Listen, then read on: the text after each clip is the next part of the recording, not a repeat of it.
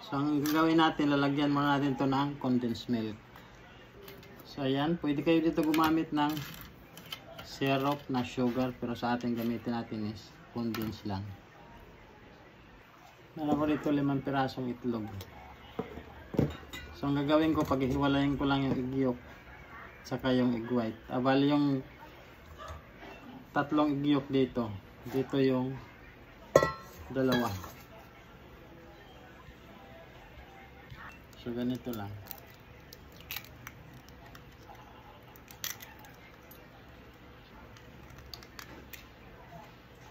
Dito yung 2 isa. So continue lang natin. Kapag hiwalay ko na, ito yung egg white. Tapos ito yung 3 egg yolk, leche plant. Tapos ito naman yung para sa ating mamon. 2. So ito muna unahin natin, leche plant. So ayan, mix ko lang itong itlog natin. Lagyan natin ng condense 1/4 cup. Tapos evaporated milk 1/2 cup. Tapos continue lang natin sa pag-mix. Lagyan natin ng konting asin. Lagyan din natin ng konting food color. So pag ganito siya, okay na yan. Gumamit ng takalan. Maglagay dito para pantay-pantay yung laki. So ito na, lalagay na natin mga ka-bakers, 4. So dito naman tayo sa ating mamon. So yan mga ka-bakers, batihin muna natin yung ating egg yolk na nilagay kanina. Ito na, maglagay tayo ng baking powder, baking soda. Dakot-dakot lang talaga ito mga ka-bakers. Tapos asin, dakot-dakot lang din. Ayan. Mix lang natin hanggang matunaw ang asin. So, maglagay tayo ng 2 kutsarang asukal. Ayan. Tapos maglagay tayo ng 1 kutsarang mantika. Yan, kahit anong klaseng mantika. Tapos mix lang natin. Ito, tunaw na yung asukal pati yung asin. Maglagay tayo ng 1/2 cup water. Pwede evaporated milk o royal. Optional lang yung tubig. Tapos i-mix lang din. So, maglagay tayo ng cake flour 1 cup. Ayan. Pag-agin lang natin. Wala kasi akong maliit na ano. Yan, ag-ag natin. Mix na natin. So yan mga ka-bakers, pag ganito okay na to. Okay na. Punta na tayo sa ating mirang. So ito yung mirang egg white natin na 5. Alagyan natin ng yan, 2 dakot lang na cream of tartar. Ang gagamitin natin pagpaalsa, ito lang. Ano lang natin.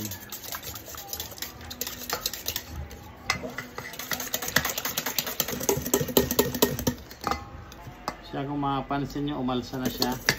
Lalagay tayo dito ng 2 kutsara na sukal. 2 beses natin ilalagay.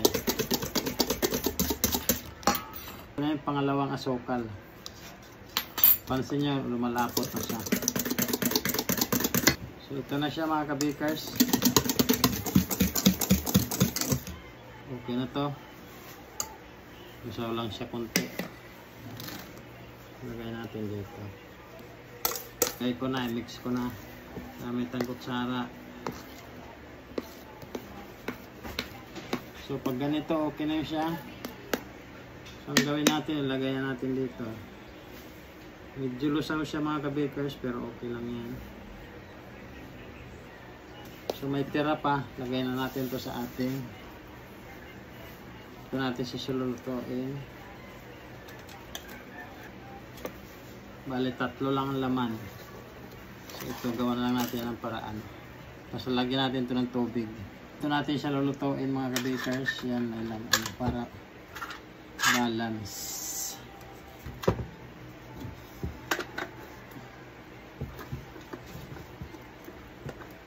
Yan na, pantay na siya.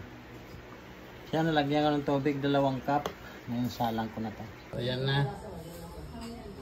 Ayan siya. So takipan natin mga ka-bakers. Ka-bakers, after 45 minutes, tingnan na natin. So ayan na siya. So patayin na natin, tapos palamigin natin. Patayin na natin yung apoy. At ito na nga mga kabakers, yung ating custard cake na ating linoto sa ating litchi plant. Linoto pala natin sa ating kaldero.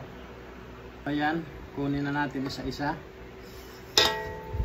Initon. Umusok-usok pa.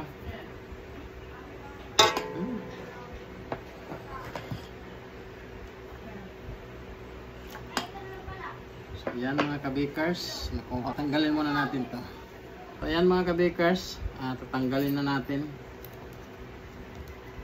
yung ating start gamitin na natin ng kutsara.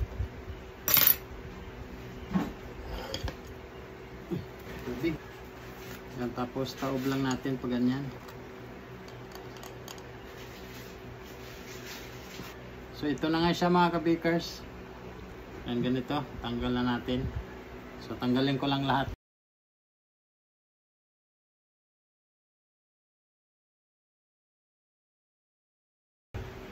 So yan ang ating mini custard. Inoto natin sa kaldero. Yan ang isa. So yan, napakalambot ng kanyang mamon. Tingnan nyo mga kabakers. Ooh.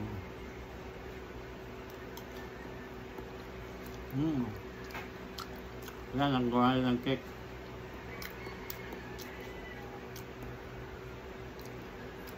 Yan, ito na ang finished product natin. Mga kabakers, itong gawin natin ngayon, alondres mamon. Yan o, napakadali lang nito, napakasarap. Napakalambot pa nito, ayan. Kalutuin natin sa kaldero. Hindi na kailangan ng oven. So ayan mga kabakers, panoorin nyo yung ating mga ingredients, napakadali lang. Maglagay tayo ng 1/3 cup na white sugar, 1 teaspoon na dry yeast, spoon baking powder, 4 cup evaporated milk, 4 cup of oil. Haluin lang. Maglagay ng 1/4 teaspoon ng salt, half tablespoon vanilla. Lagay ng isang itlog. Yan, mix lang natin.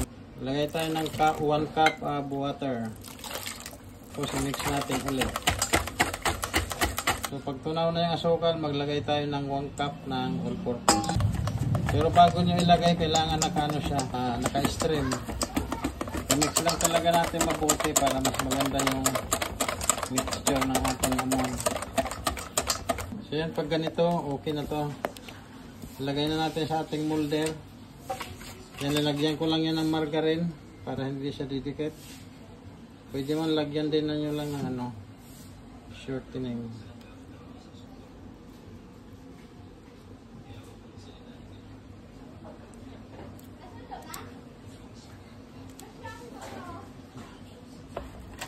So ganyan lang siya ng konti ang design natin.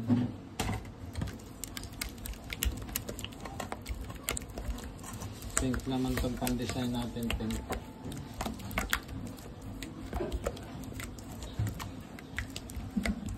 So ayan, tapos ilagay natin. Ilagay ko na sa ganito lang. Malagay lang siya sa ibabaw. Okay na yan. Para may design lang siya. Tapos ganun lang natin ang tinidor. Ayan.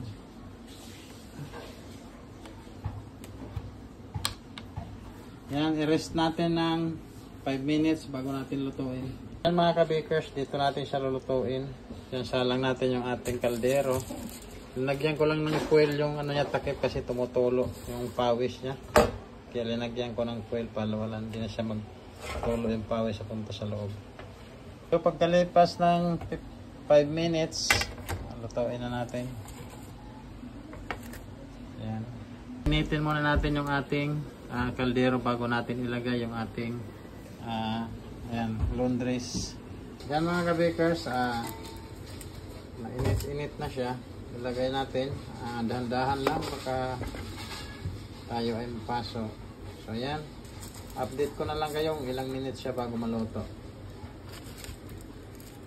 Yan natin mga kabakers, 5 minuto na nakalipas. So yan, alsa na siya. Takipan lang natin ulit. Siya, papahinaan na natin. Yan. So, tayo na lang natin yung ilang minutes. 30 minutes. Luto na siya. Yan, pag ginanon nyo na hindi na siya bagsak, ibig sabihin luto na. Palamigin lang natin, tanggalin natin pag malamig na sa ating lanera. So yan mga kabikers, malamig na. Napahiran ko na din siya ng margarine. Pagkatapos natin mapahiran ng margarine, lagyan natin ng asukal. Dito, ganun lang. Yan.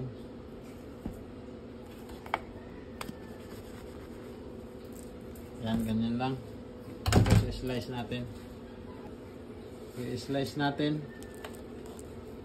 So kayo na bahala mga kabikers kung paano niya i-slice.